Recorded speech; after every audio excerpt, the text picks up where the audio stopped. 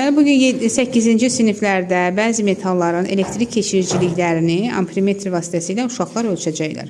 Hansı metallardır uşaqlar? Mis, gümüş, bir də ki, alüminyum. Ölçək. Birinci misdən başlayalım.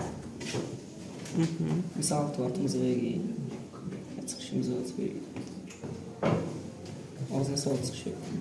2,5. Misin elektrik keçiriciliyi 2,5 ölçü. Bir nəfər lövhəyə yazsın. Digər başqa metalı götürün. Nəyi götürdük? Alüminyum. Bəli, baxaq.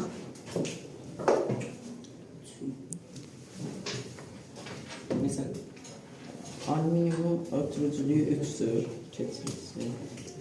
3 yazaq. Bir də gümüşə baxaq.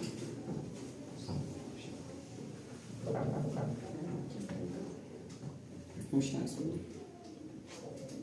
4'də gümüşdə. Bəli, 4 də gümüşdür. Beləliklə, nə müəyyən elədik uşaqlar? Metalların elektrik keçiriciliyi görürsünüz fərqlidir.